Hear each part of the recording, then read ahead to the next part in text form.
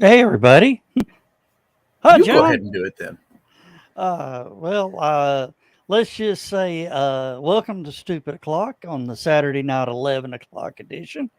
Uh, Seems SpaceX is washing the rocket again.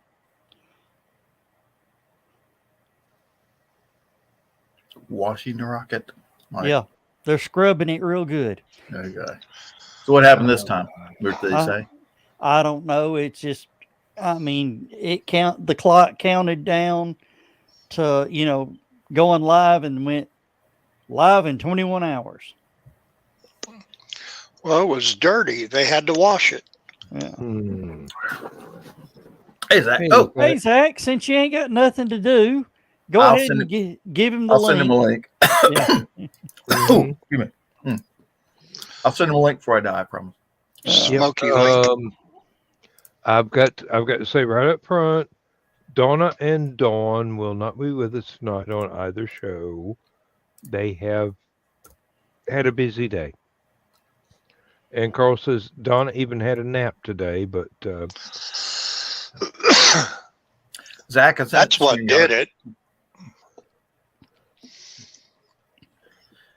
Oh, so we need you as many send me a more. link. He says, "Boo!"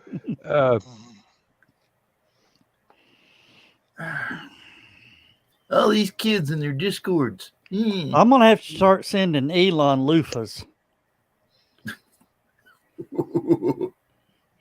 For your next launch scrub. There you go. When you absolutely, positively have to get it scrubbed overnight. I Yeah. went to Ace Hardware today, and I went in to buy birdseed. They're supposed to be having a big sale on their bird feed, and of course, they don't have any of the stuff that's on sale because it's all sold out. And tomorrow's the last day of the sale, so I didn't get any suet. I did buy a bag. I waited and bought a 40-pound bag of black oil sunflower seeds. Okay. All birds around here love that stuff. Well, yeah. Now, the other thing is they're having their summer clearance sale. And they got these bins, they got tables with bins on it and all this stuff put in there. And they have like lawnmower wheels and wheelbarrow wheels and inner tubes and gaskets for pressure cookers and just all sorts of wild stuff. And hey, here's Rich. Hey, Anyway, Hey, Rich. they had turn the lights on. They had a bunch of their home goods on sale. So I bought like can openers. You never have enough of those. And bought some shot glass and stuff like that. They had all their Carhartt t-shirts on that table. The ones they're getting rid of so they can get next year's stock. Half price. So I was getting $20 t-shirts for $10. And for those of you who aren't familiar with Carhartt, they make a heavy t-shirt, which I like heavy t-shirts. So I bought a couple of those. They had some larges and extra larges and 2XLs and fun stuff like that. And you see, what else? There's bought a shot glass, bought a strainer, bought a cowbell. Because you can never have enough cowbell. Do you have a fever for Yes, cowbell? I did. I don't now. Because I bought their last one. You had a fever, Meyer had their discount on Carhartt, and it was also 50% off back in April. I think it was late April. Wasn't t-shirts, anything. Well, I take it back. They had long sleeve t-shirts that were marked 30% back then, but all their jackets and the lightweight, the black, what do you call them? Kind of pile jackets where they're like winter jackets, but they're real lightweight. And I ended up getting one of those for $40, and because they're Carhartts, you got that name on it, you'd be paying a chunk of change otherwise. Yeah. Almost everything today costs a sizable chunk of change. My only problem with the Carhartt shirts is they're pocketed tees, and they usually have their logo stitched on it there. And something about the way the pocket and that logo are stitched on there just really rubs you raw right there. Rubs you right on the nipple. Right on the nipple, never fails. And so one of the first things I do, pull out the seam ripper and pull the pockets off the damn t-shirts. So I have custom Carhartt t-shirts. That would be about the opposite of what I would do, is sew a pocket on. We used to do that with our Levi's. Are you in the group? You'd see somebody walking around in the 70s with his bell-bottom Levi's on, and one and or both of his back pockets were ripped off, so where the pockets was a darker blue compared to the rest of them. Hey, Zach. What happened? You're muted. No mic. How about now? Now we can hear you. Good old Florida weather. Oh, it's weather. Oh, is that okay? It's weather related. A lot of constant lightning. They've been under a phase 2 lightning warning for the last 3 hours at the Cape. So we were surprised that they even went with fueling. That didn't hurt Apollo 13 much. Yeah. We don't do that anymore. This too shall pass. I remember I used to live in Orlando for a short period of time, and I remember this time of year, we called it heat lightning, which I don't know if that's really what it is. But I can remember nights where it didn't stop. It was just constant flashlight. It's like you were being chased by cops or something. There's a place in South America that does that. I mean, it's just it's around one. I think it's an active volcano, and there is just constant lightning strikes. There's a river in South America It's called the Amazon. No, I don't think it's the Amazon, but I think it's a different river. I might be wrong though.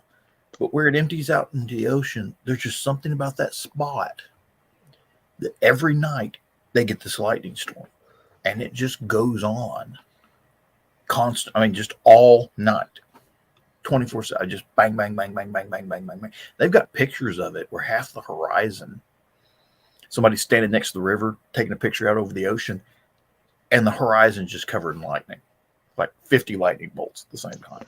We were averaging 40 to 50 strikes almost every storm I had when I was down there per minute in a 10, 15 mile area. It was like, okay. It's flat.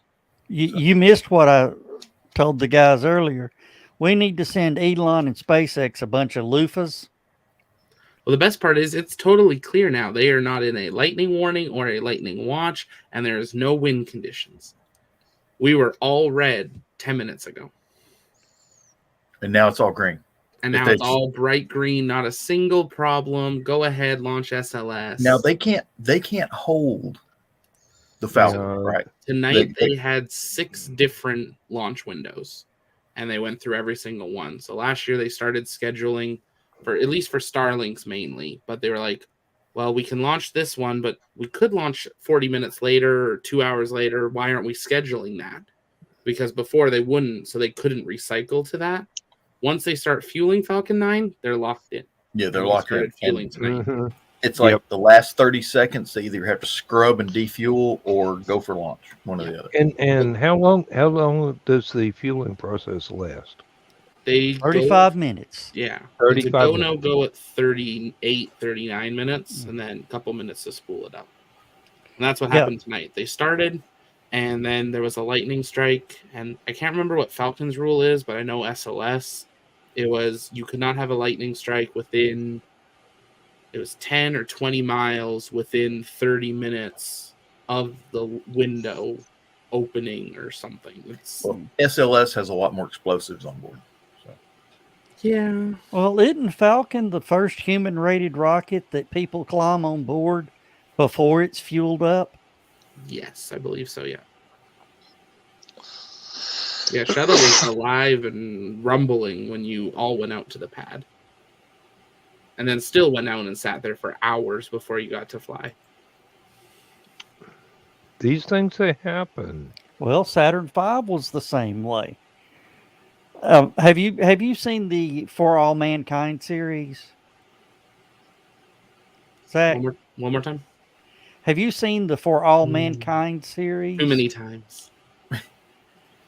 Remember, one of the Saturn V's blew up, and it took out what was his name? One of the main astronauts. Yeah. Yeah, that's one of the big questions with SLS is how that whole count sequence will go, because it'll be very much like Apollo again, and we actually will need the emergency escape zip lines and everything. Unlike with Falcon, you don't, because they don't start fueling until the launch abort's active and the pad's clear. So you don't actually need that. Are they still going to do the slide for life? Yep. Which is actually where the name came from, was the NASA thing. Are they still going to do that with SLS, or are they just going to go with the launch escape system? They'll still do the slide because it'll start fueling 8-9 hours before crew gets out. So it's a 48-hour launch countdown. It's a big tank. Yeah. Bigger than the one on the space shuttle. Now it sits for a long time. Was one of the parts a lot of people questioned with all the. We got to see a lot of tanking tests with Artemis 1, and there's a lot of time that if Artemis goes for a decade or two, we'll see that window shrink because we'll know the rocket. Now, right now, they need all the time they can get. They've got enough stuff to do 4 of the Artemis. Well, they already launched 1. They're building 2.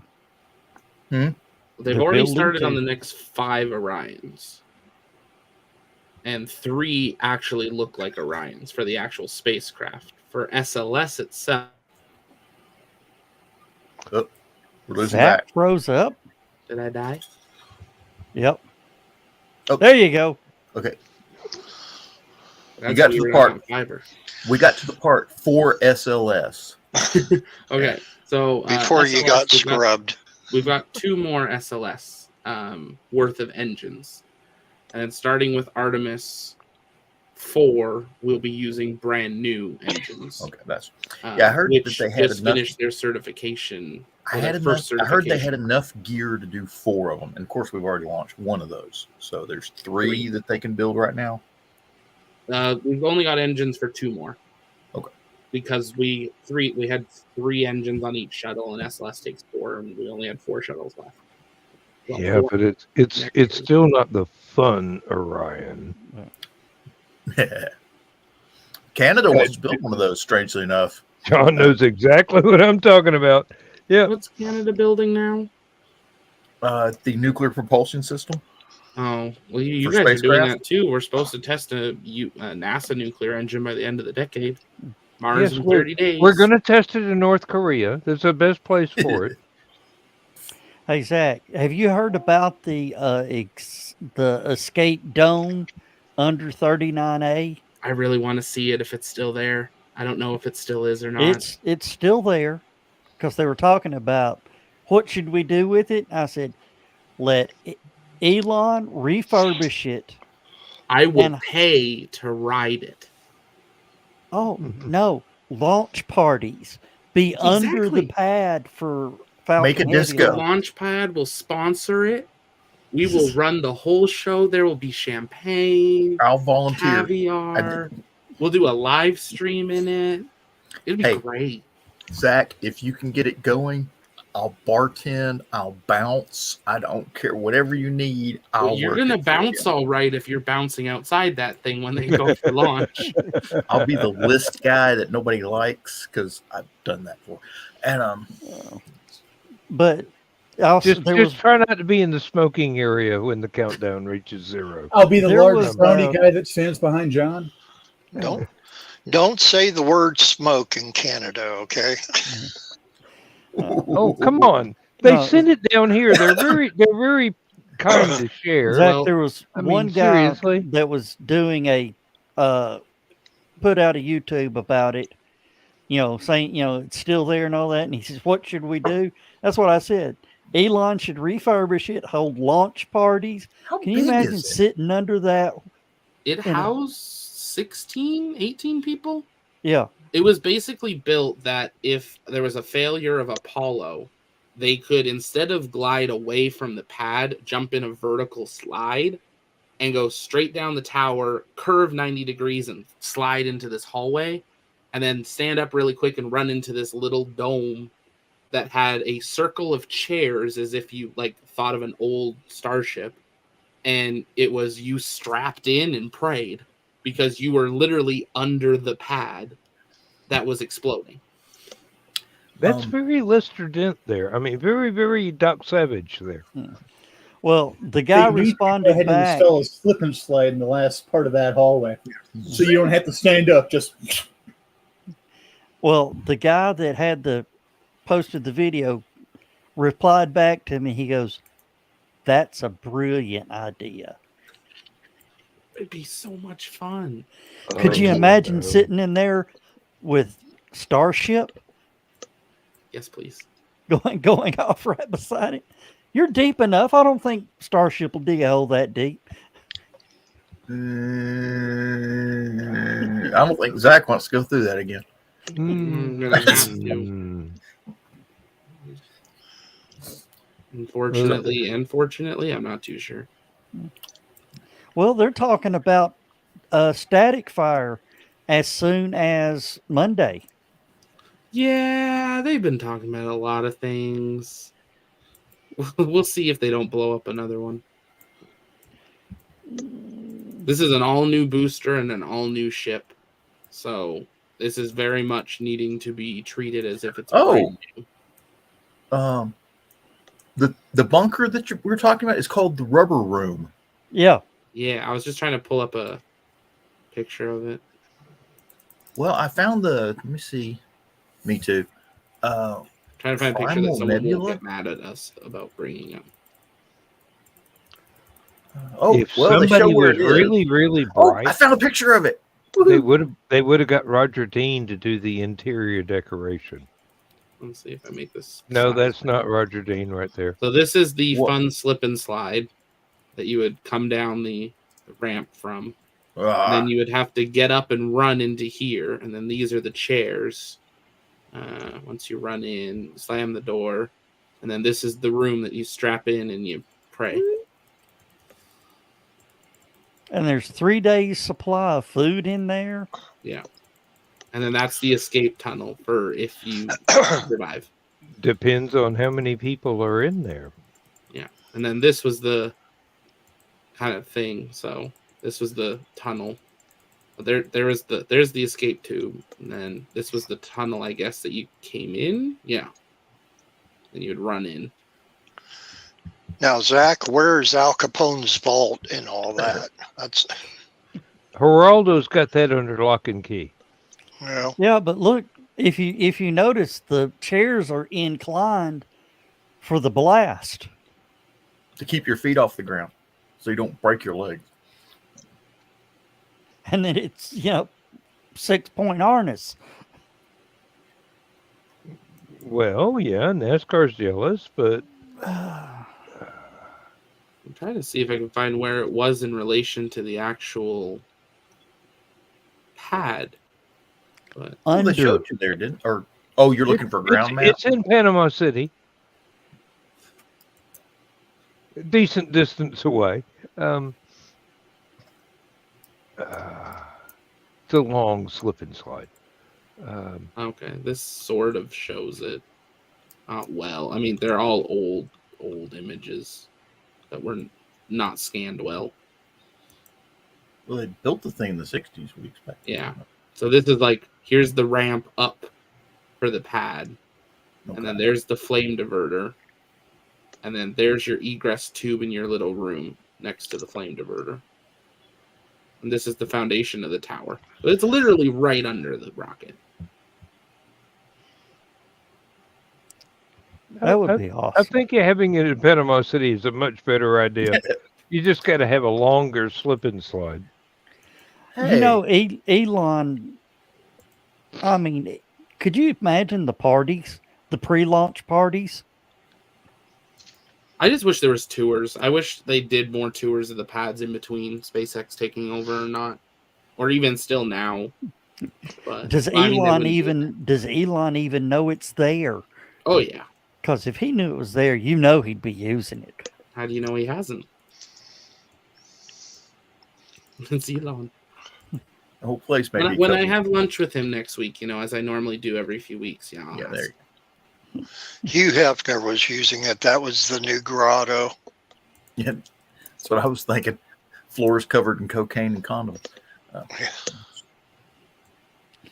Yeah, Carl, I did notice that. Yeah, the title of it, the exploded view. Yes, that is the unfortunate title for that sort of diagram. It doesn't matter whether it's a Revell model or the World Trade Center. If it shows how things are Yep. constructed or deconstructed, Wait it's a minute. called I an just thought of exploded something. view. Yes. They've got two of those, don't they? One for 39A, one for 39B. Theoretically, there would have been one at 39B as well, but I'm not sure if it was ever confirmed that it exists or still does, because they really gutted 39B. Okay. If nobody's ever confirmed it, the CIA is using it. Or the Men in Black. I don't know which. No, they actually use the slide for life. Yeah, the slide coming up at 39B, if this photo will ever open. No thank you.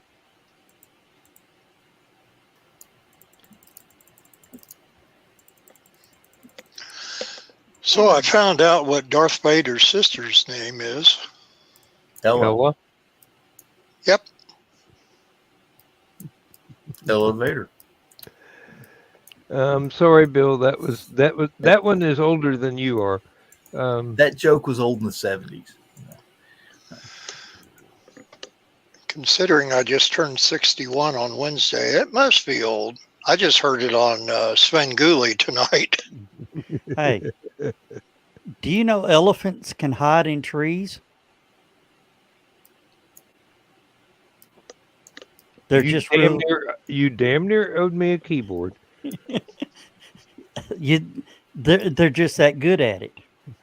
Do you know why elephants paint their balls red? So they can hide in Christmas trees. No, so they can hide in cherry trees. Oh, Do you know the loudest sound in the jungle? an elephant trying to climb into a Christmas tree. No, a giraffe eating out of a cherry tree.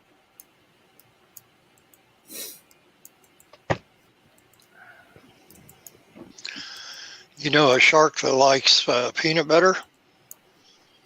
He's a jellyfish. Are you okay? Are you okay, Dan?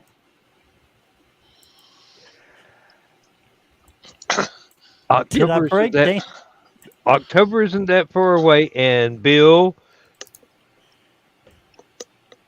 that's one sandwich that's going to stick to the roof of the shark's mouth. So you're going to be safe for a week or so.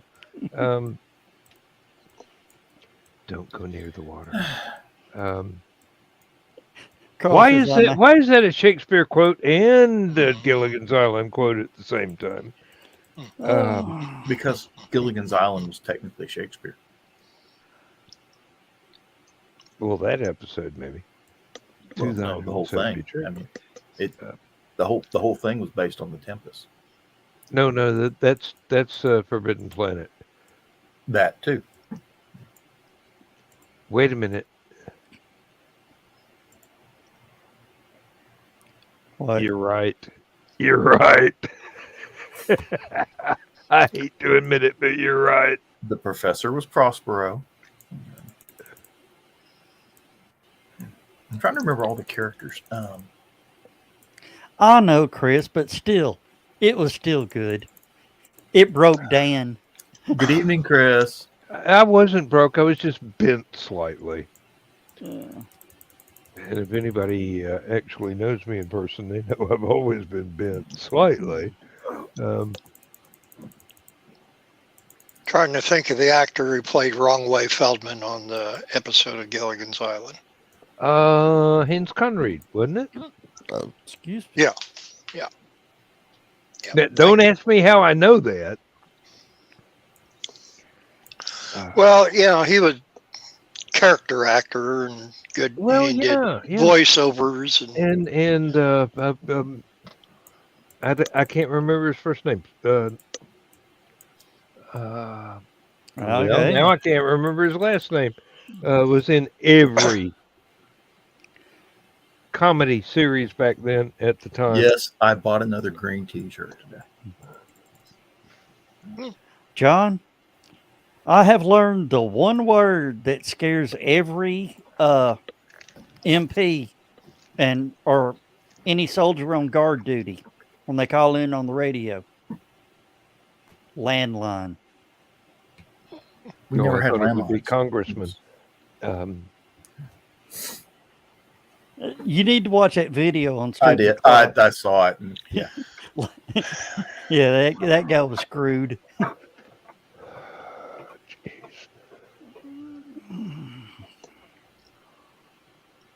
Oh, I'm still laughing over that Weird Al video my ex-boss from Lowe's sent me for my birthday. I think I posted it in the Stupid O'Clock group. It's one of those that's where you make them create whatever video, but this is like flawless. I mean, and He has one that says Dan. He has one that says John. Has one that says Joe. You can kind of tell where they put in the little, like the balloons that say Bill, and then on the cake and all that, but I mean, it's so Weird Al. And I showed that to my 14-year-old niece who had no idea who Weird Al is, but now she's a fan. She loved that. Corrupting the youth of our nation. Oh, thank you, Bill. That's my job. Yep. And I do it well. I'll be back in a few minutes. Okay. We should have a UHF viewing party.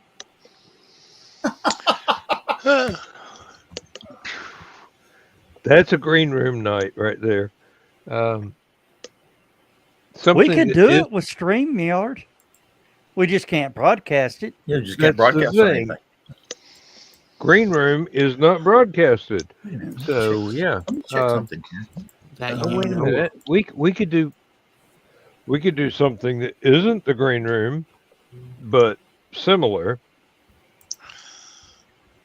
Oh Lord. That's all people want to see is a bunch of middle-aged guys standing there, and then all of a sudden, all at one time. It's like, wow! You'd have to see it to get it. You'd have to see it. That Get is a this. very Thing is- popular thing.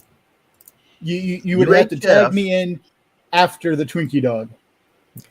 UHF 1989 full movie, high definition, free, is on YouTube. With commercials. No.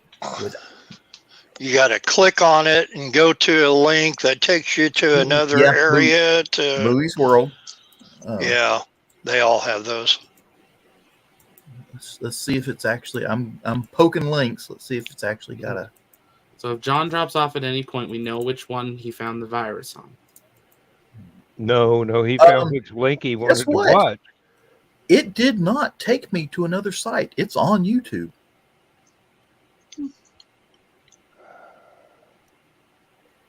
I want to see if I can find it in Facebook videos on Watch, because I find a lot of things on there that I think that are a trailer for a movie or what have you. And lo and behold, it's the whole frickin' movie. And I'm thinking, well, I'll save it and watch it soon because I'm sure it's going to be taken down pretty quick. Oh, there was a movie I was Oh, wanting to watch. Bill, the you're other right. day. It is An it is on external Movies site. World, but it's Movies World is a good one. And you got to watch a lot of those. I saw, or maybe I heard it on WBBM, where a lot of those links are China controlled to get things. Yeah, here's one here. UHF 1989 full movie English subtitle now streaming HD online. Click in description to watch full HD TV, and they, you know, it's plenty of little things like that. Sign up to watch for free. Sign up to get on a watch list.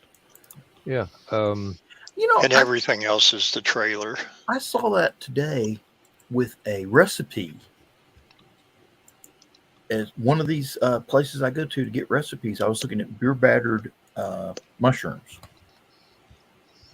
Mm, Tasty looking thing. that sounds Clicked on good. it, and they want you to download. They want you to download a app, like one of these apps, so you can download stuff. And I'm like, yeah, and I posted, scammer, no scamming. So they don't like Yeah, me. really. I think they took away my preferred fan badge for that. When I go looking for content for the Everyday is Saturday Facebook group on certain cartoons, you're not going to find anything, or you find clips, or you find the intro, or what have you.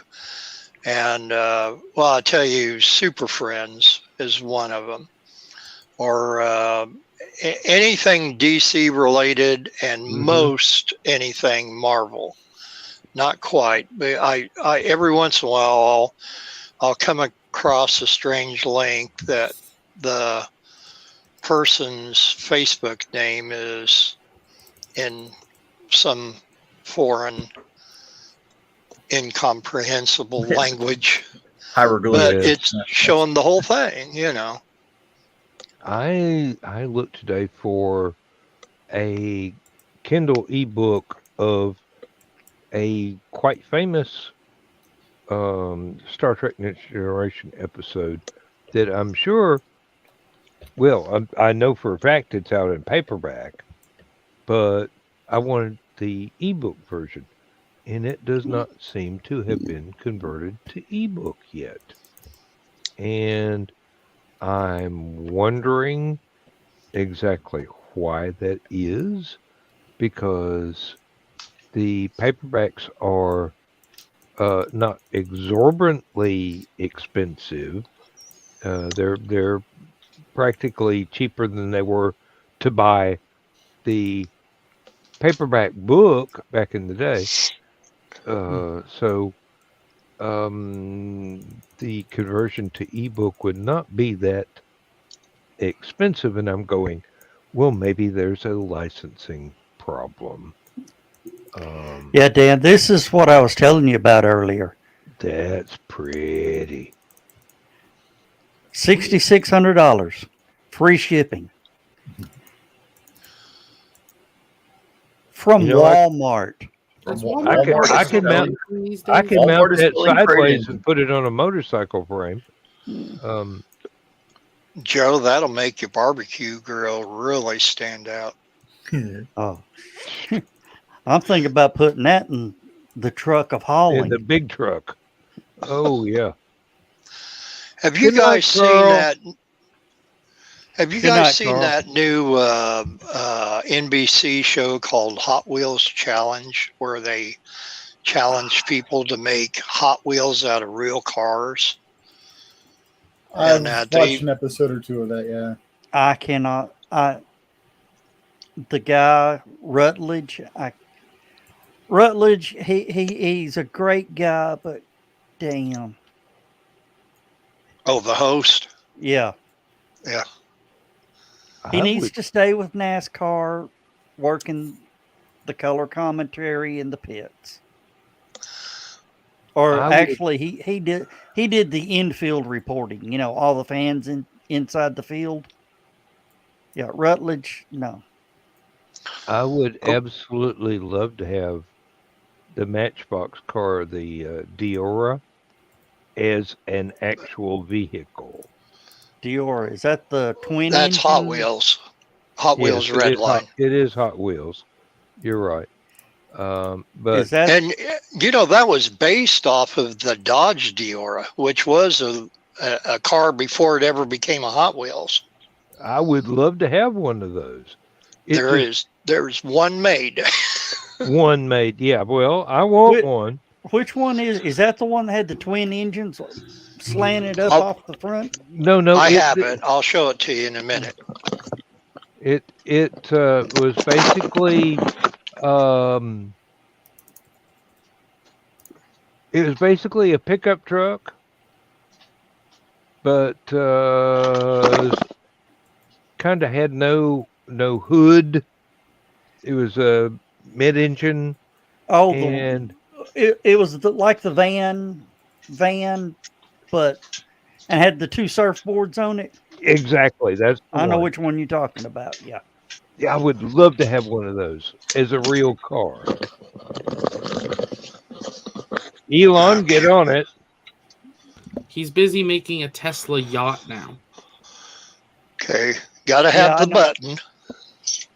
Yeah, I know which one you're talking about now. That's it. That is just a lovely thing. With twin surfboards, which these are repro surfboards on there. If you can find the original surfboards for the Dodge Diora, which this was 1969, I think. And it's red line because, yep. as you see, it's got the red walls on there, but they And call that's them red the one line. that the wheels come off.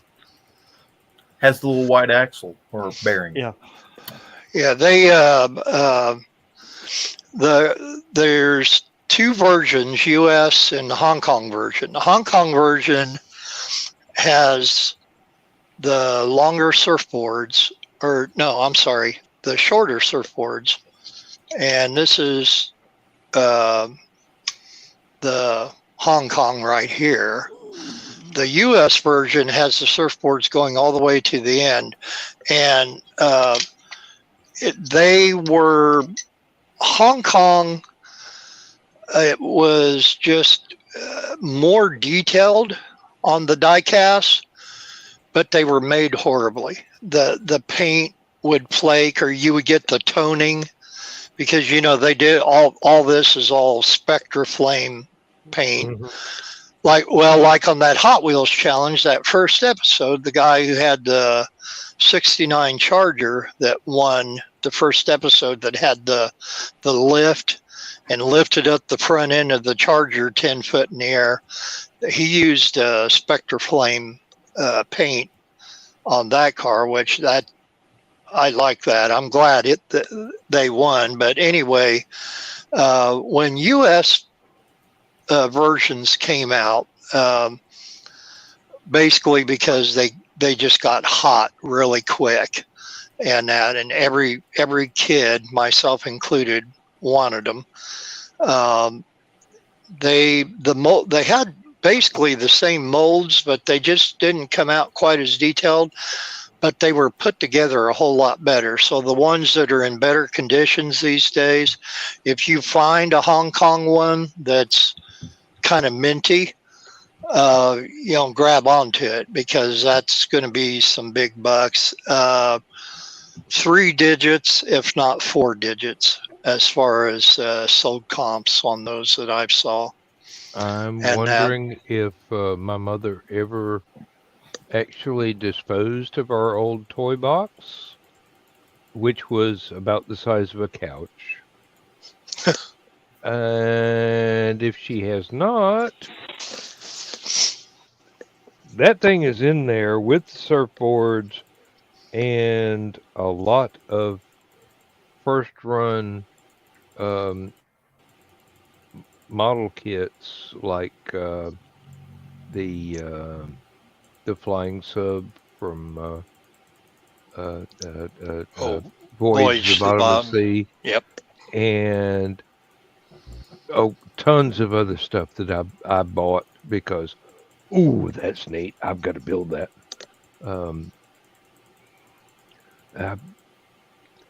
What was the name of the mini sub that was in the Seaview in that model kit? Now that I don't remember. You know, it came out, they had like two hangar doors that opened up in the top, I think toward the back, but I could be wrong. It's been 50 years since I built that. The little one you didn't build, you just painted it, or maybe it was just two pieces that formed together. But of course, the Seaview you built. Yeah, no, that was not that Seaview was not a model that I had, but I did have the much larger than the Seaview model flying sub, and that was a lot of fun to put together. It really was. It was incredibly detailed inside. I don't want to cut you off, but I got an early morning. I got some meetings, so I'm going to probably drop off. But we will see you all. I hate to say it, but I'm fixing to die too. Donna's not feeling well, so I'm going to jump in. I'm going to go check on her for a bit and probably call her tonight, Dan. All right. Hope she feels better. All right. Really? Yeah. And Zach, you make sure the alarm clock is turned on. I've got like 8 of them. I live in Mountain Time Zone, but I live off Eastern Time ish, but more Europe time because most of my team's actually in UK. So I know how that feels. if I get up at 7, it's already 2 in the afternoon for them. So yes, it is a 5-hour time difference. You two just go ahead, do what you got to do, and we will see you the next time that we see you. Basically. Probably Thursday. Yeah. All right. Good night, y'all. I'm jumping out of here too. All righty. Good night, Joe Dog. All right. The submarine was called the Flying Sub, or the FS1. It was also called the Flying Fish. What? Okay. Yeah, but the model had another one that was more traditional mini sub sort of thing. Oh, did it? One model did. I don't know about the most popular one, but anything that had, oh God, I remember it. One kid had it wasn't a model. It was an actual plastic reproduction of the Seaview, and it was almost 3 feet long. I mean, this was a big toy. Damn near big enough for a G.I. Joe to sit on, but and not look weird. Boy, that was not a smart statement, Daniel. It would look weird for a G.I. Joe to be sitting on a submarine 3 feet long. See, it was an Aurora plastic yeah, the Aurora flying sub. Yeah, that's the one I had. And then Mobius models, but they don't mention anything about other than the flying sub on anything on Wikipedia. They do mention that Harlan Ellison broke one of the 3 original models. He got in a fight with ABC television executive Adrian Samish, and while they were fighting, they knocked over one of the models. It got refurbished and is in a private display now. So they were physically fighting, huh? Yes. Oh, you yeah. ever met Harlan Ellison? It's Harlan. Harlan Ellison had no problem throwing down. Yep. I'll tell you another model kit that if I had it today, built or unbuilt, was the Ed Big Daddy Roth Beatnik Bandit, which they also made a Hot Wheels out of and part of the Sweet 16.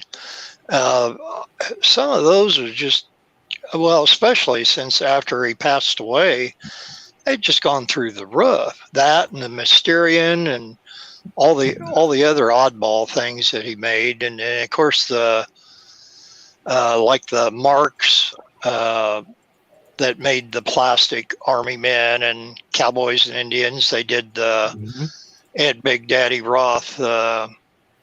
What were they called? The creatures on the cars, weirdos or something like that.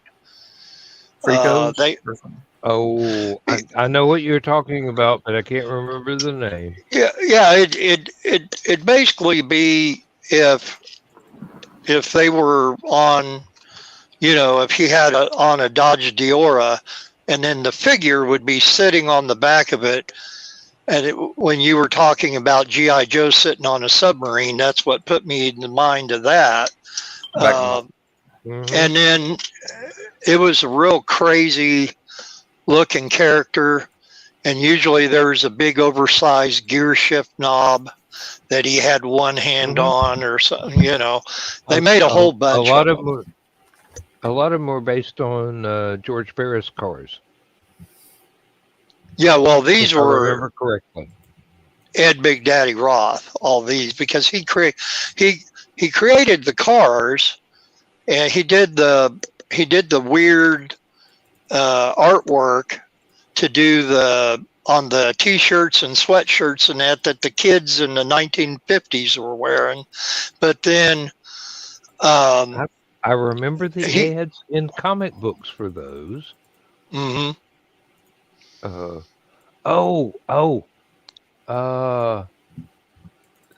memory you prompted a few minutes ago. I didn't want to lose it. G.I. Joe, the 12-inch back in the day, had a Mercury space capsule with a G.I. Joe. Richie, get your head out of the gutter. Are you seeing Rich kind of flickering, or is that just on my end? I'm just imagining G.I. Joe asking Barbie to sit on his submarine.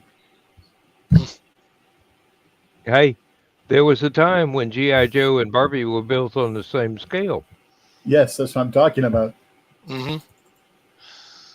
The 1/6 scale.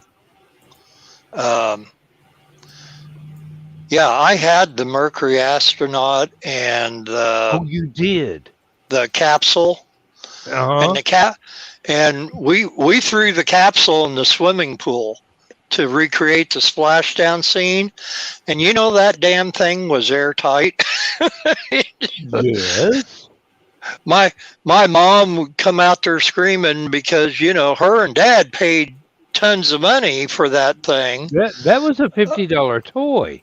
Oh yeah. Hasbro toys were not cheap back then, and they're like, they see us throwing it into the swimming pool. So, but yeah, not a drop of water got in that. One of the kids I used to play with when I was very, very small, up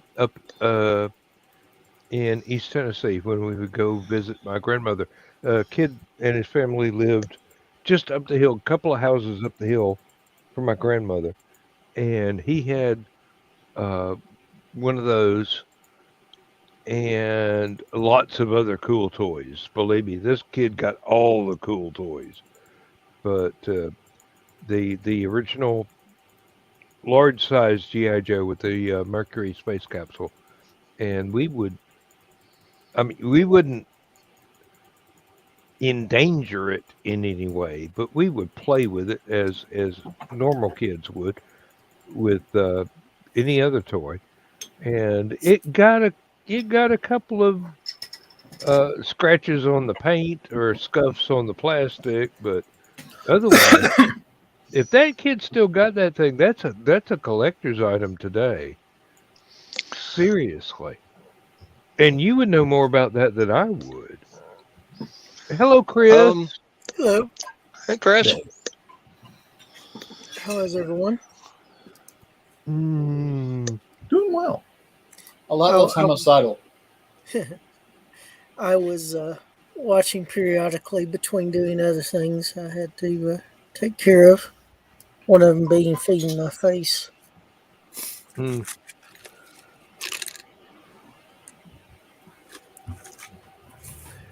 Oh.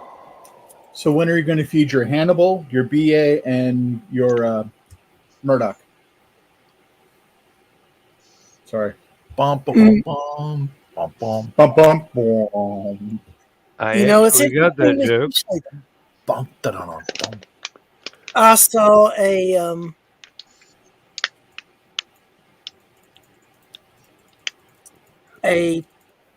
screenshot from an episode of the A Team with Hulk Hogan in the back, Mr. T driving, and Murdoch in the passenger seat.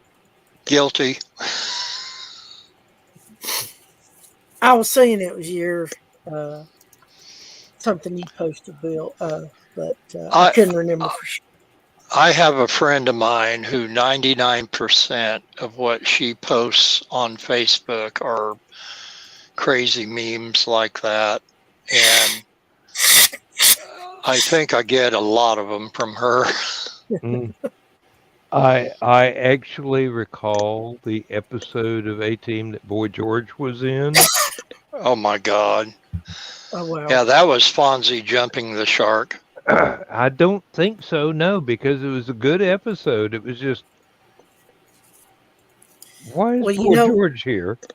I have a Boy George with a cowboy hat on. yeah, because It- they thought he was George Goebel. That's where they hired him to sing in this. Well, Country Music Club was being generous. He called it, Boy George called it a toilet, and that was not an inaccurate description of many country music clubs in the 70s. Realistically speaking. Not a bad description of most music clubs in the 70s. Mhm. I have a movie equivalent of Jumping the Shark Oh, that I you've got. seen you've seen the black hole. Okay. No, Hey. actually, I was referring to Nuking the Fridge from Indiana Jones and the Crystal Skull. Oh, okay. That's a much later version of Jumping the Shark. No, that's the movie equivalent. There have been several movie equivalents. But that's the one that came to my mind when I watched it. I'm like, Oh. oh good grief. That's pretty much the way that I felt after going to the theater and seeing Logan's Run and then finding the book. And this is one of the few cases where I can truly say the book is much better than the movie. Although Jenny Agutter, nope. Woohoo! I ain't taking no substitutes. Well, the thing is, she resented the outfit she wore in that movie.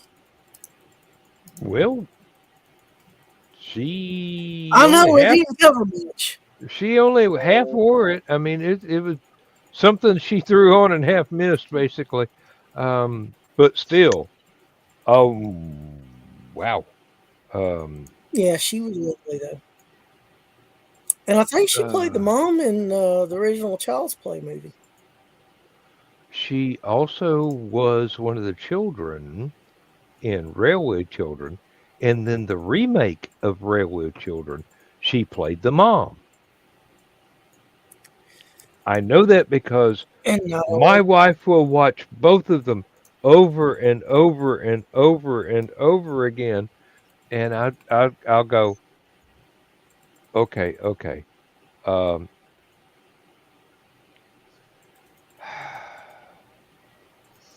Bernard Cribbins is in it. I'll watch it. I mean, seriously. Comet TV was showing the original Amityville Horror with James Brolin and what was it? Margot Kidder? It was like I was like, is it Margot Kidder or is it Carrie Fisher? I've never seen the two of them together. They're Although both they sure insane. keep between them. Which one of them wear glasses? That's what I want to know. Yeah. Carrie Fisher was the one that went nuts. Both of them did. And Family Guy that's kind of one of the- emphasized. No, I got to side with Rich here. Yeah. Margot Kidder went missing and showed up a couple days later, all scratched up, Mm-hmm. and it was from a mental episode that she had. Yep. Well, I- And Being in had that damn house too long. That's what it Oh, was. I What had we're a talking bigger about- crush on Lois Lane than Princess Leia. Mhm. Well, do you remember Carrie Fisher and Over the Rainbow? Yes. Under the Rainbow? Whichever one it was. You know, she had to work with Chevy Chase. that's a deal breaker right there. Yep. Whew. Yeah, but she had all those fun midgets, including, I think Billy Barty was in that one as well. Billy Okay. Barty played the villain. He was the German villain. That was Say the what? Sober Chevy Chase or cocaine Chevy Chase? Yeah. There's Yeah. a difference. Yes. Excuse me. Apparently, he's less of an asshole on cocaine. There's a filter. No, it's not marijuana. I gave that stuff up when it got too expensive. Several decades ago, many years ago. Now, You one of see my me as I am favorite movies. without drugs. Dang it. What? I didn't do it. He was dead when I got there, I swear. Just tell me what time. It's sorry. giving me stupid alerts I didn't ask for. Welcome They to caught you Facebook. again.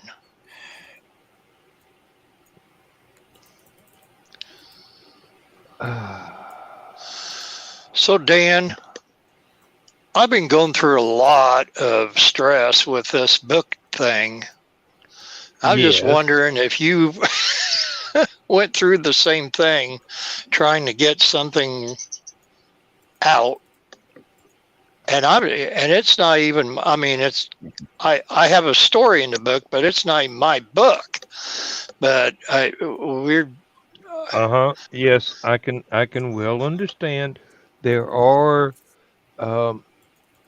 especially in the past 3 years, there have been a lot of things that have happened in real life that have impacted not only publishing but everything else in the world.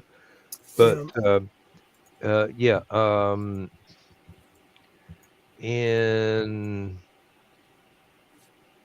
about Thanksgiving or Christmas of 2019, I turned in 3 manuscripts to my publisher, and they will perhaps finally see the light of day by Christmas of this year. Now, that's not saying anything against my publisher.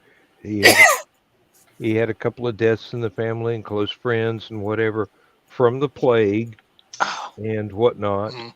And it's, basically when you turn in a manuscript for anything, you won't see it on a bookshelf for a minimum of 2 years. Well, this started. And that was back in the good old days.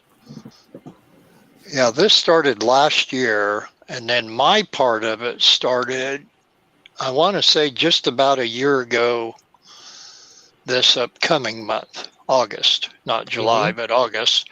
Yeah. And so I had to do rewrite after because it wasn't the editor, which I did finally meet the editor 2 weeks ago, and that she's very, very nice, very down home, just as much down home as Wendy is. And by the way, anybody else not knowing, really quick, I have a story in Wendy Lou Lee's new book called Red Tail Feathers. Wendy played Baby Grace in Little House on the Prairie on the later seasons, her and her twin sister Brenda. And anyway, this is the story of this book, which is her second book, is basically what she went through when she was diagnosed with cancer.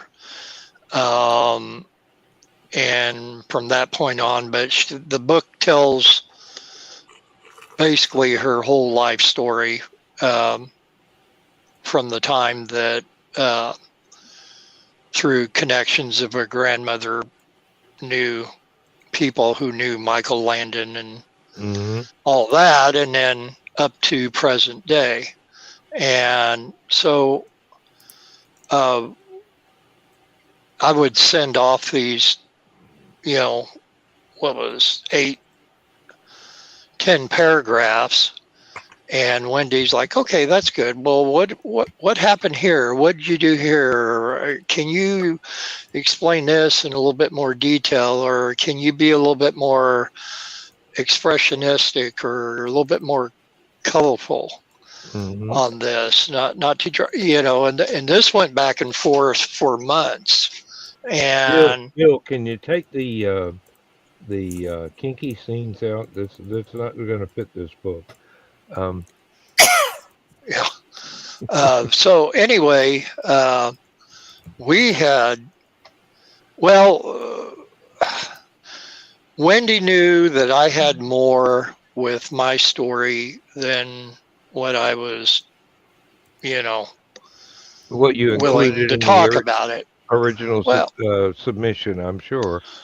Well, I mean, if I ask you to talk about your first car and you kind of just come across and say, oh, yeah, it was such and such, and I got it when I was so many years old, or what, grade in high school or what have you, and it sounds like a little synopsis or an outline. Carrie. Hey, Carrie. And, and then they say, okay, well, let's turn this into something more. And then let's turn that into something even more and even more. So now finally, all the final edit. What's that? It works out that way, yes. Yeah. Well. And that's the job of a book editor, is to go, are you sure you're through with this? Is this all you want to say? Okay, that's a little bit much. Let's tone that back down. But this other thing you brought up here in the 5th paragraph, I want to hear a little bit more development of that particular thing.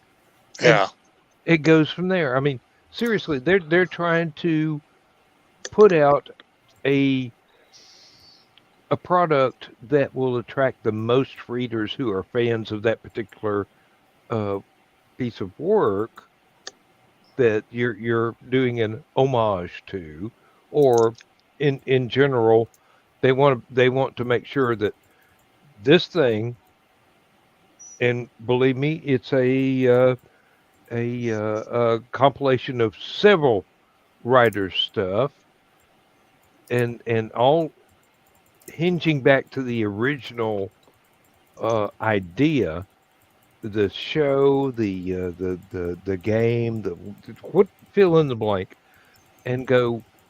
They want to make sure that all the sides to the potluck dinner match. Yes, indeed.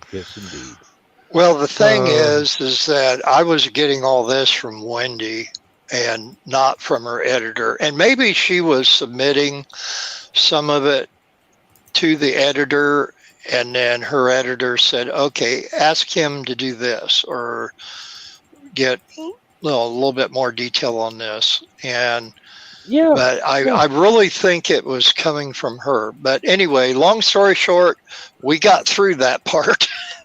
It took a long time, but we got through that part, and then went through all the final stages that she had with the editor. Mm-hmm. Then it went off to be printed.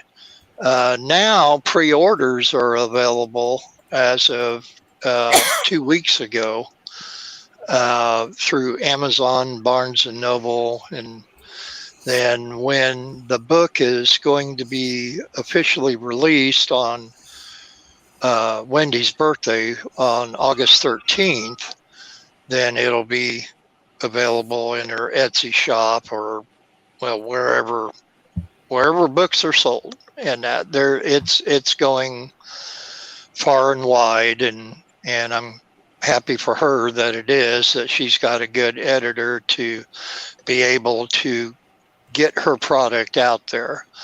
Yeah, the celebrity side of it might have helped a little bit, but the one thing you got to realize with Wendy after that show was over with, they didn't really do anything on TV, or they went out for one commercial, for a McDonald's commercial, and when they were about 14 years old, actually didn't even get the commercial, and wisely enough, her mom said, "It's time for you to be regular kids again," because of the point.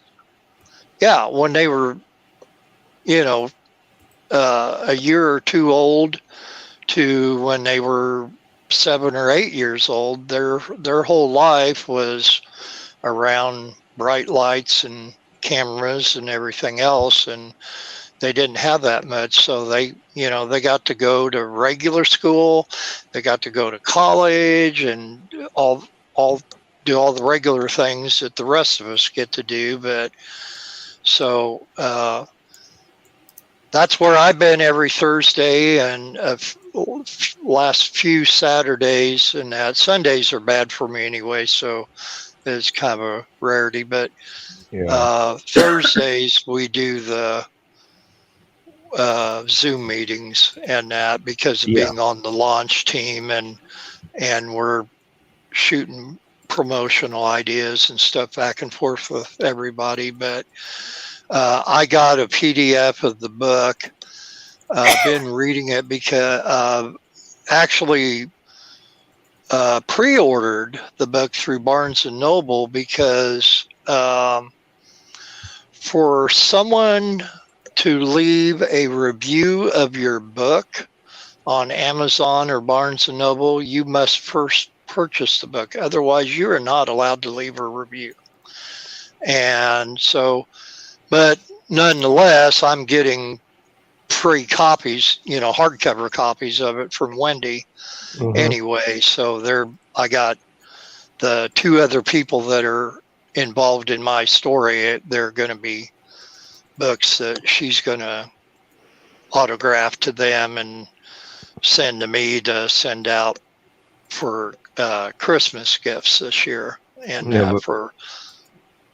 before everything scrolls up too far in the comment section, I do have to address this by Jim. The internet has destroyed books. The world is horrible. It's a black hole. I have to disagree, because all of us here have several friends who have actually done very well doing digital books, using the internet to promote same, using Bella. Yeah, really. And for the record, in case you didn't know, I run the world's oldest creative writing website. It's 26 years old, and I have gifted the world with over 500 professional writers who've gone through both self-publishing, indie publishing, and traditional publishing to a great deal of success. The internet hasn't ruined anything. It's just added another avenue of doing business. It's an option. And It until is. you take out one of the other options, it's not going to hurt anything. So Jim, I much felt the same way you did for the longest time, but then to be able to do what I'm doing now and do then, I mean, if I didn't have this PDF copy of this book, I couldn't do my job for the rest of it, and then I'm getting to read something a little bit in advance and that. But even if I wasn't, and I do need. I need to have something in my hand when I'm typically reading it, but I do find a pleasure in being able to grab my tablet here. And I will tell you one thing about the tablets, the ebooks and stuff like that. They're great for soldiers that are deployed overseas. Mhm. Because instead of, I was in the military for a long time, and I can tell you, I used to have a rucksack that at least had one or two novels in the back in a Ziploc bag. And then you'd have some of the soldiers, when I went to Iraq, and some of the soldiers went to Afghanistan, would have the e-readers. And what was nice about it was, if you could get someplace with decent internet, plug that thing in, you could download a couple books. So, Yeah. Another great thing about the tablets is if you have a laundry list of ailments and you're in doctor's offices several hours a week, it's a lot easier to go ahead and bring one of these along than a handful of these along. Yes. Yes, indeed. Now, and I don't know. I kind of loved when I went camping. I always took a copy of Walden with me, and just great because for of what it starting fires, was. yes. I had to to have that hard copy book in your hand, and it wasn't very big. I mean, it took up less space in my Alice pack than what a tablet would. I've got, it's kind of funny. You can go through my bookshelf right now and look at the paperback books, and you can tell which ones were in a Ziploc bag in a rucksack, because it never fails. They got bent and stayed that way. Oh, hello, Megan. Yep. Jeffy Bennett. Yeah, But Jim, also, if it for the internet, there's a lot of things. There's a lot of things that the internet is good for, and it has been great for getting prospective published writers connected to several publishing formats, not only traditional but self-publishing and indie. And they're I mean, I know for a fact, because Aphelion's been around so long and has helped so many people. There are books out there right now on shelves in brick and mortar bookshelves, brick and mortar bookstores that never would have made it without the internet going, hey, here's this. This guy's good. This girl's good. Let's buy their stuff. And all of a sudden, pro contract. It works a lot, and it's a great way to meet people in and out of the industry. It's a great way to meet lots and lots and lots of writers on various levels of proficiency. some learning, some long-standing prose. It hasn't ruined a damn thing. It just gave us another channel to use in order to take that next step and progress a bit further than we would have if all we had was, I'm going to mail you this manuscript with a self-enclosed, self-addressed envelope that's stamped and everything, just in case you're going to send it back and tell me it's not what you're looking for. Now, with the internet, you know how to research what publisher best fits what you write. So you don't waste time sending stuff to a publisher that's a big name, but they don't publish things in the genre you write. Not Now, just And I that, can but give you you don't have another to worry about the returns because you can just email them the manuscript. mhm. And if it weren't for the internet, the 6 short stories that I have out there that were podcast many moons ago that are going to be collected in print and done as an ebook and a paperback book later on this year would never have had an audience ever, because I can guarantee you someone in New York would have been like, yeah, we don't care about this stuff. Yeah, really. And I can give you another perspective.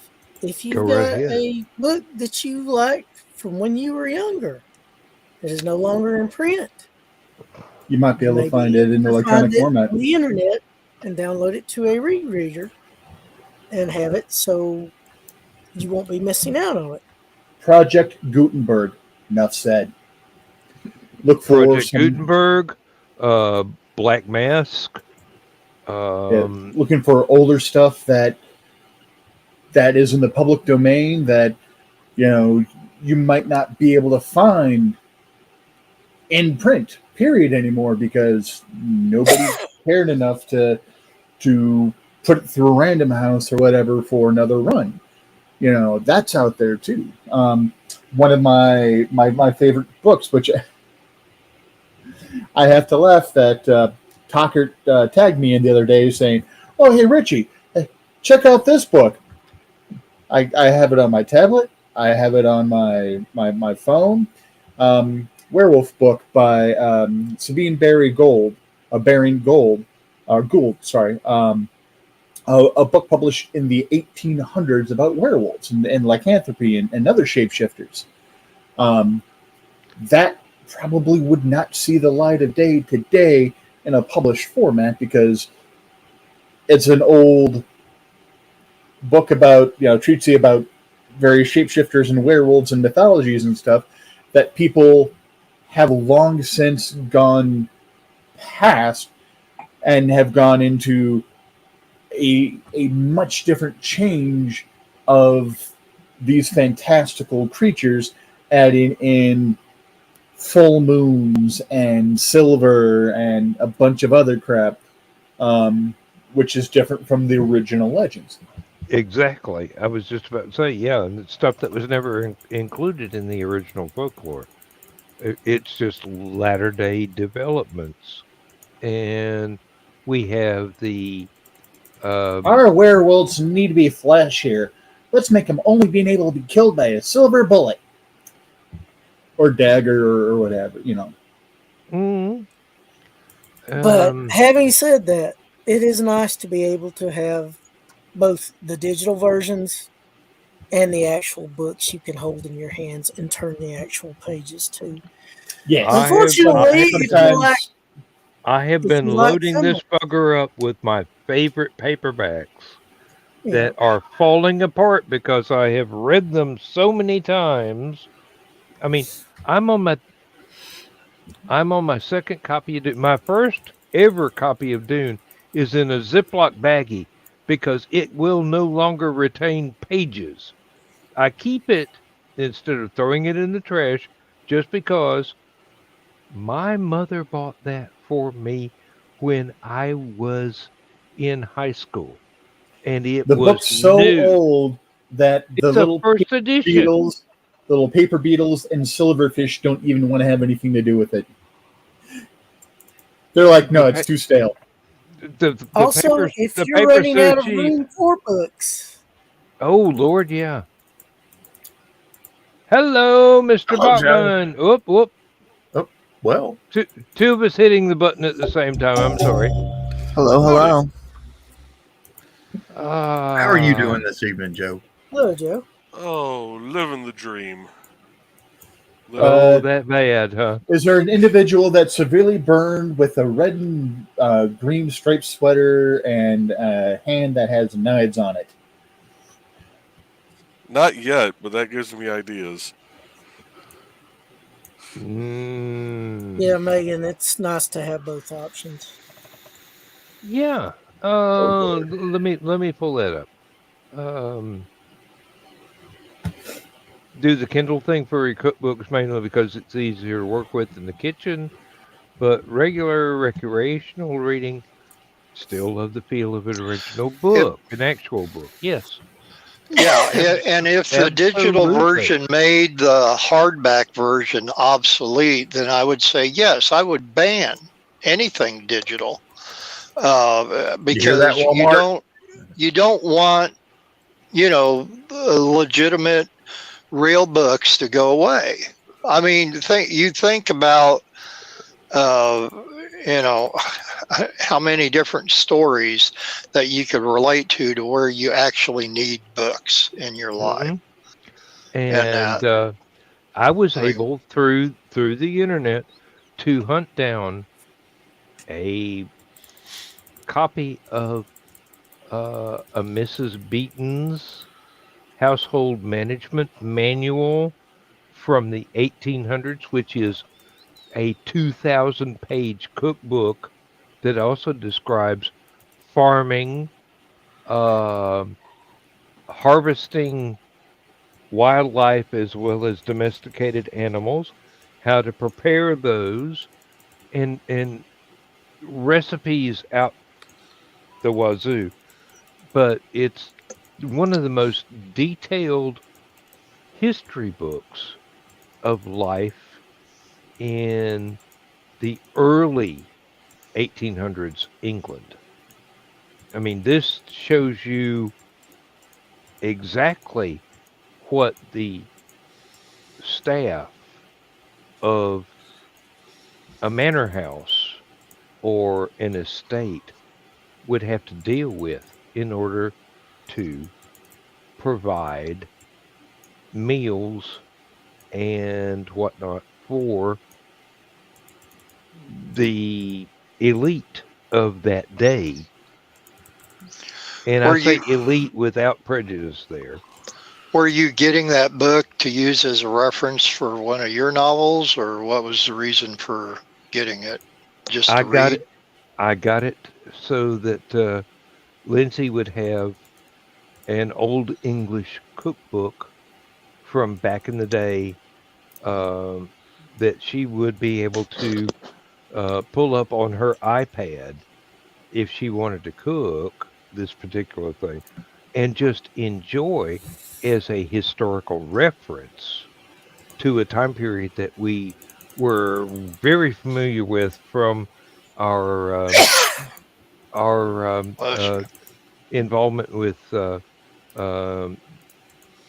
Jack the Ripper, Unsolved Mysteries, all kinds of historical stuff.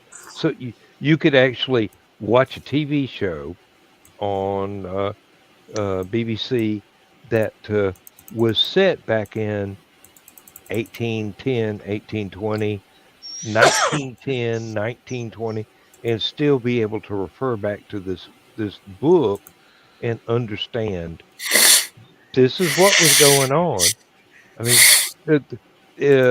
one chapter is how to use a coal-burning cast iron stove as big as an entire room would be nowadays. I mean, effectively cook a 15, 20 course meal on a cast iron stove. that took up half an acre of some manor house somewhere. You said coal burning? Coal burning, yes. Coal Okay. burning, wood burning, yes.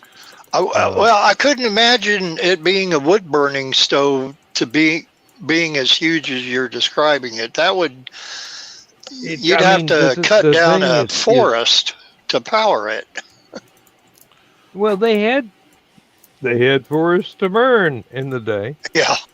That's why they don't have as big a forest now. So does Canada. Oh, never run, mind. Forest, run! Oh Lord! Shots fired after he left. Bad form. Bad form. What? Does Canada have a no smoking section? Not anymore. No, they sent it down our way. They just got a big fan in Quebec blowing it at New York. Yeah. Wendy lives in California, and she deals with this all the time with their wildfires. And I was talking to her in our Zoom meeting the other night. I said, I think I'm finally getting an idea of what you go through, and I only have one question. She said, what's that? And I said, why are you still living there? I could not imagine going through that day in and day out. We had to go up to Arlington Heights, Illinois, which is way, way northwest of Chicago and about another hour northwest from where we usually go. And it just, it was like London up there. It was, you couldn't see a block away. And yet, here's still the planes from O'Hare were going off, and then next thing you know, they're grounding them from it. And it's like, if they're grounding O'Hare, but yeah. And then of course I think about, well, what about people up in Door County, Wisconsin, or somewhere up, or Michigan or wherever, and that they got to be getting it 10 times as worse. And you'd be surprised, in an area that has more trees, the air's actually going to clean out just a little bit faster. Yeah, the trees. Yeah, Door County probably would, but still, they're really cleaning. Close. But Stephanie said her fear is that it will become so easy to self-publish stuff without a proofreader or a publisher that you wind up with a situation like YouTube replacing TV. And that sort of thing. Well, we've had that for a while. They were called vanity presses.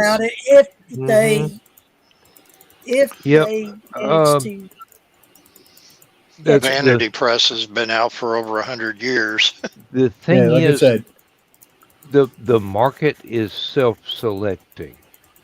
If you don't do a good job, if you don't do your proper editing to get something out there ready to present, it's not going to sell very. It might sell a few at first, but those that pay attention to the,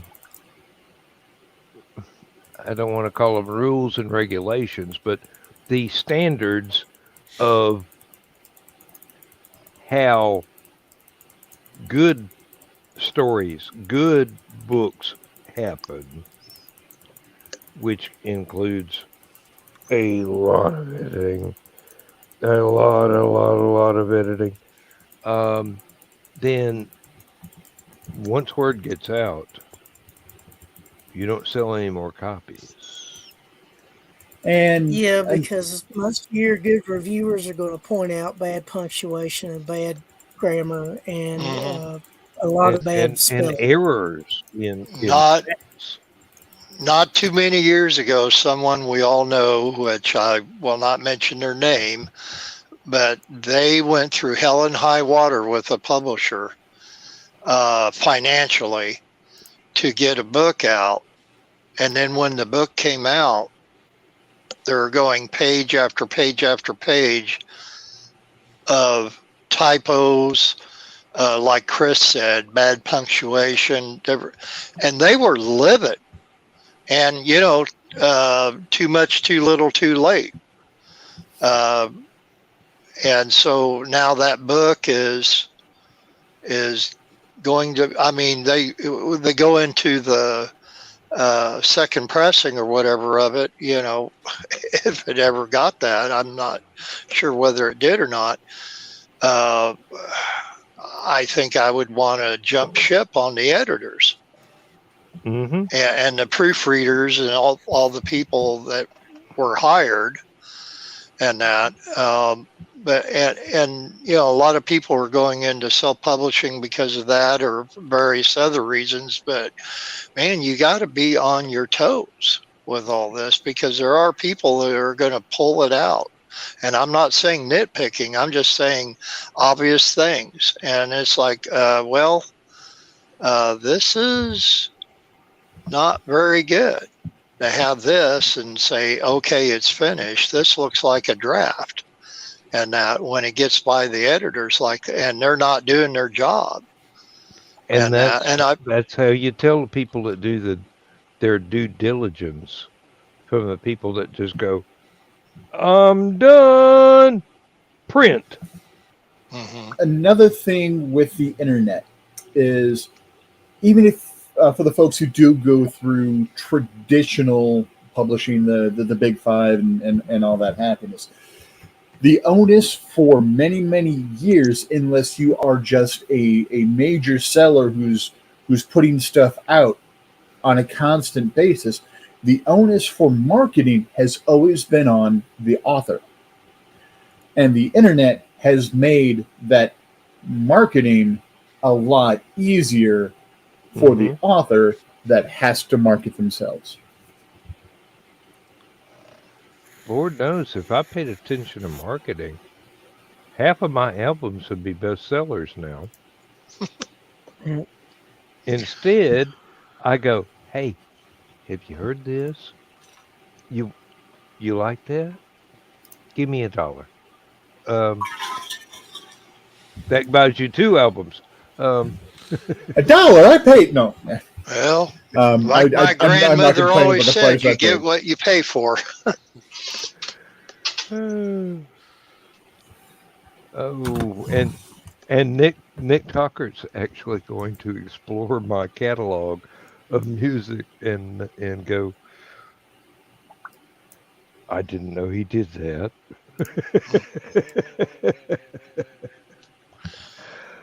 Did I do that? Joe Bachman has already been featuring a lot of my stuff during his the Burning Is Love and the Independent Creators Directory videos, and I'm very thankful. And I'm going, I featured a lot of your stuff when I had to drive my son to and from Midway. Oh Lord! Speaking of which, Dan, did Zach from the Launchpad, did he ever get with you about doing music? No, he didn't. No, he didn't. As far as I know, they're still not doing music on his show. So next time we get you two together, remind me to grab you on either side of your head and clack your heads together. Yeah, and Life on Korra. I did the first teeny tiny snippet of music for that, and now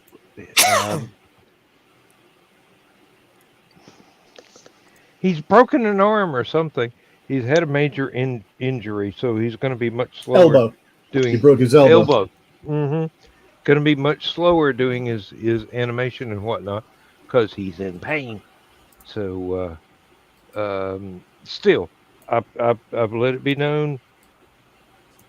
If he wants more music, just let me know. I will, if necessary, I'll take a vacation week and compose several hours of whatever he needs.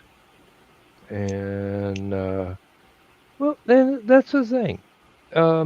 Usually, when I do a music album, it might take me about a week, and most of that is in the editing, The composing is really, really quick, but editing, just like in writing, editing takes forever. Because there's always one little tricky bit that you somehow didn't catch. I see that so much in manuscripts. I have this joke about the re-release of my first book, going, oh yes, and all the original typos have been corrected, but all new typos have been inserted in their place. So do you really have this experience of going, was that what you really wanted to say right there? I do believe that semicolon should have been a full stop period. Editors, I mean, seriously, can't live without them. Can't ever live without them. Even editors need editors. The bad thing is about whether you're writing a book or essay or a short story or anything, you have to be careful sometimes not to write it the way you talk. If you're not talking that way, you're not, or certain things that I'll write down as just notes to myself, and I will just destroy punctuation. Because I'm just writing it to me, or if I'm texting Laura something that's going on. You always have to remember to translate from yourself to real people. I've got that problem too. You got to remember to be smart and try not to use the word ain't so much or certain things. Hey, I'm a Southern writer, damn it. It depends. You can get away with anything if it is dialogue. If it is your narrator voice, you can get away with anything if you're genuine. Yeah. I used to use words when I was a kid in Cherokee that I think we made up and then they stuck with me for so long, you start to believe it is a real word when it was. And I'll tell you the one that I use the most, and it's not ain't. If you get it printed, it's a real word now. Well, and that's like saying you owe me $500, and so therefore you owe me $500. No, I don't. Just because you say it so doesn't make it so. But we had a word growing up, and basically it was just us kids being lazy about something, and we'd say that took us a long time, and instead of actually coming out and saying this had taken a long time or this had taken quite a while, it was always tooken. Well, there's no such word as tooken, but I lived through that for the first dialect. 13 years of my life. I carried on with it up here when I became a boy from Illinois, for that, and then it gets imprinted in your head, and then like certain things that you learn correctly, as far as speech, as far as writing, just thinking in general in school, and you get out of school. Or you're going to college and maybe certain things are a little bit more lax, you might get away with. And of course there are the other classes that are the exact opposite. They're not going to let you get away with nothing. But, you know, certain things take control of your brain, and if your brain thinks, oh, well, that's right because I've been saying it this way for so long, or I've been writing it this way for so long. But well, that's the difference from being a miner from Carolina to being a boy from Illinois. You've got this world of experience that has happened along the way that you took with you from state to state, and you learned along the way that, you know, this works when I'm making people talk, but it doesn't work when I'm narrating. If there's sounds and or letters and a meaning, it's a word. Doesn't matter what Merriam-Webster has to say. Yeah, Whether it's really. an accepted word by the world at large is another animal altogether. Yeah, I don't care if it. But it's I still a don't care word. if it shows up in the Oxford English Dictionary. If it shows up in my grandmother's vocabulary, it's a word. I'm going to quote a English professor that my wife had when she was in college. Anything is a word if you can say it with enough confidence. Mm-hmm. And that funny. includes stuff that we have run into. All of us have run into in our modern day lives.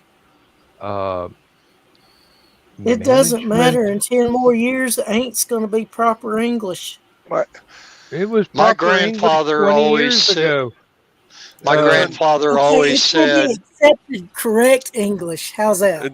In 10 more years, we're going to go back to hieroglyphs. It's all going to be emojis. Are we even going to be here in 10 more years? I plan on it or die trying. Zagger and Evans don't seem to think so. And Dan got that reference. Yes, I did. But no, my grandfather used to say, when I let you drive my 1969 Dodge Super Bee around the farm, that's fine. But when you get out on the road or you're driving in town, just make sure you know the correct way to drive. Because that'll take you a lot further. And the way that you drive on the farm will basically just take you in one direction. and that's basically it in a nutshell. It's like if you can write books using a certain vernacular and you have the audience that's going to continue to buy that book or that series of books, that's wonderful. And but then when you're reading contracts from editors and different things, and that I had to go get somebody to help me on a couple things that it's like, whoa, that's alien to me. And thank God I'm friends with a now retired lawyer who used to be fairly prominent in Danville, and I use him every once in a while. Randall, I got a question about something about copyrights on my artwork or whatever, you know. What does this mean when they say this? But yeah, so you know, and it's that comes in handy. That comes in handy a lot of times. But basically, for just writing a story, you've got the excuse that this is a character speaking. As long as it's in quotation marks, it's dialogue. You can get away with almost anything. Now, when it is not part of the dialogue, when it's not in quotation marks, and you've got your narrator character, who is probably not actually a character in the book, but they can be sometimes, they have to be more precise in their usage of the language. Doesn't matter which language it is. If it's French, if it's Italian, if it's German, if it's Canadian, we'll have to ask Gary.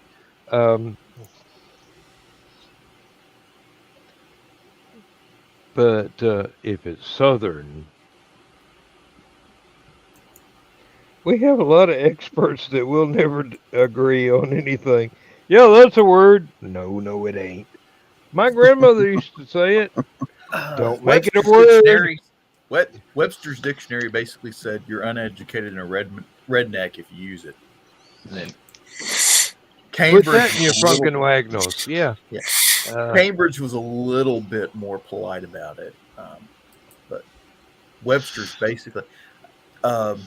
They pointed that it's very common in the American language and not so much in the English language, but it used to be quite common in the English language. And of course, Charles Dickens used it so often it's not even funny. Of course, a lot of his characters were uneducated. So, and as an aside, it's really weird that a lot of antique language construction vocabulary from the 1600s, 1700s, 1800s shows up so much in the modern day spoken Appalachian dialects. Even now, I mean, seriously, you can go back there and there are people talking like George III has not even been born yet. The American Revolution has not happened. They're still using the same dialect, and it's because the immigrants brought it over, and they passed it down generation through generation through generation, and you have this wonderful melange of not only that which was once formal British English, but you have import words from every population of immigrants that came over that just got thrown in a blender, basically. And now we wind up with an amazing vocabulary. It's just American English seems to be one of the more fluid bits of language that's ever been come up with, because it's not, it is codified, but it's not strictly codified. You will be able to come up with things that someone from New Orleans might say that can be understood perfectly by somebody from North Carolina, but is absolute Greek to somebody from New York City.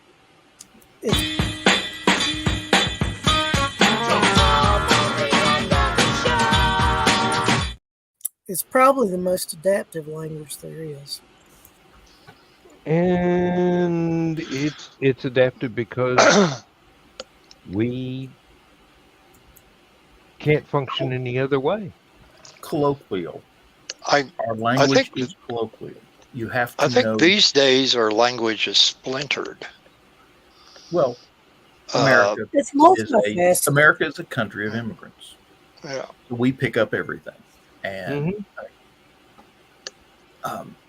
depends on, there were certain times in our history where language picked up and we got phrases and terminologies that we still use today, even though we don't do that anymore. Like dialing a phone number.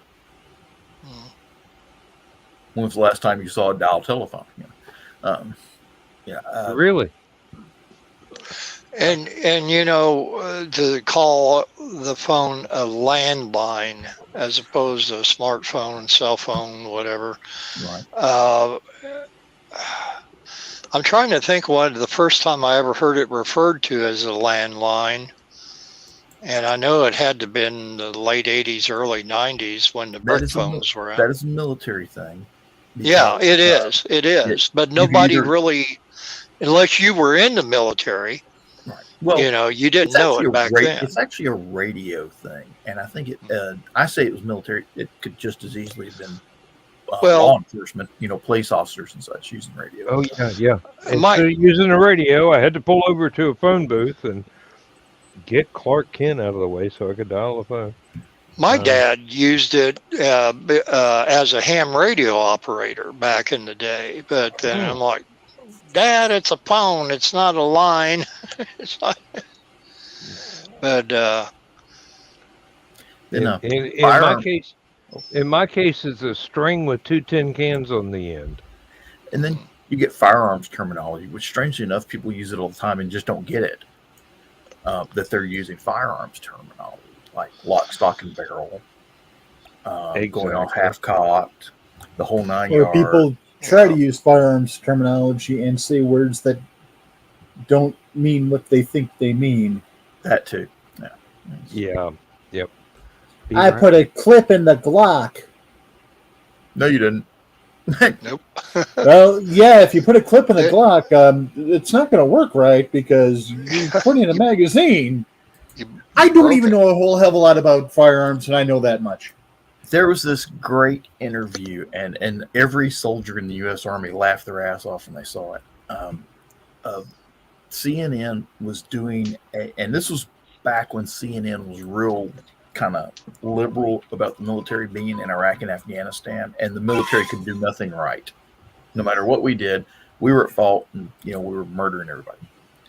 And they showed this Iraqi woman who was saying that her house had been hit with bullets from the Americans, and she held up one of them, and it was a complete cartridge that hadn't been fired.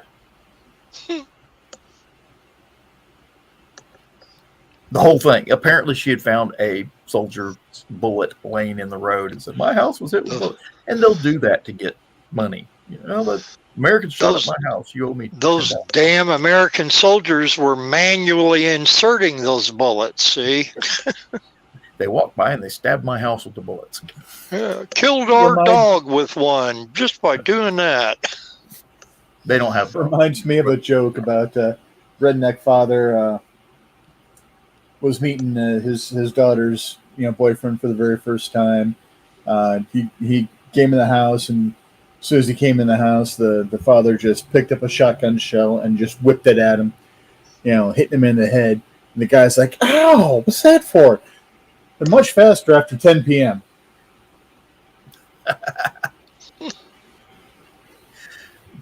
Okay. Kids, it's about that time where we say goodbye and Dan has to go start his own show, which I'm assuming he's taking his quick potty break before he has to go start Last Man Standing. So I'd like to thank everybody who's on the show tonight. Zach, thanks for showing up. No, you had to leave. Let's see, who else did we? Oh, Joe had to go. Yeah, he wanted to go. Donna and Dawn, hope y'all get feeling better. I don't know when to hit the button for the music unless Dawn's here. And then Bill, thanks for showing up. Kiri, I don't think you've said 3 words what time you've been on the show tonight. So. Yeah, I've been tired. It's been a long day. Well, was there anything you wanted to say before we shut the show down, or just say goodnight? Well, let me think. You got 10 seconds. 10 seconds. And then you have to say it on Dan's show. Yeah, think faster. Okay. You're more than welcome to join Dan's show. Joe, thanks for showing up. Rich, thanks for showing up, commenting. Chris, the lovely Chris, it's always nice to have you here tonight. And I'd like to thank all our commenters tonight. Megan and Jim and let's see, Why do I get the feeling I need to pull out that little romper room mirror and say, I see Tim and I see Carl? Megan and Carl and Donna? Well, remember when Bill Cosby used to do the picture pages and he had the little pen? I saw that at the auction last night. I wanted to get that so bad. good night, everybody. Good night, Good night, Good night, everybody. Bye, everybody. con Dios, amigos. We'll see you on the other side. We will.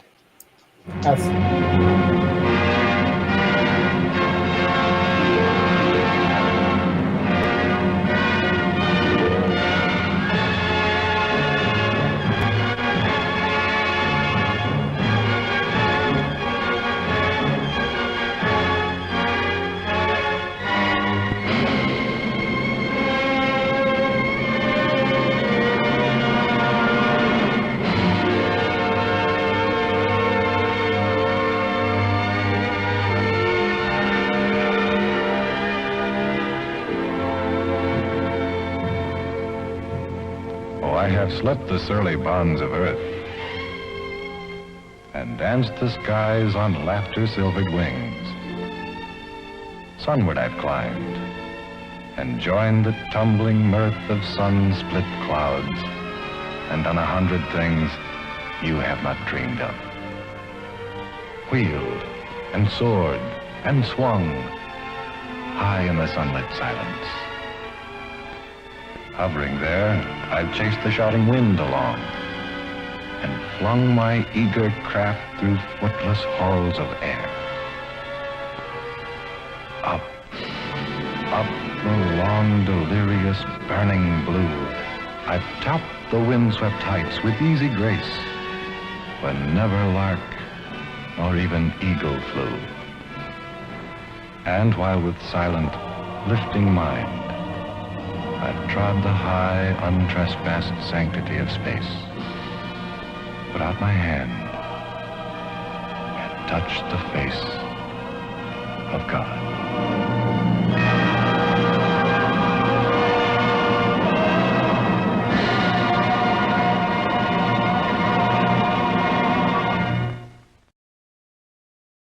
Did not get away with it. Fuck, fuck, fuck, fuck.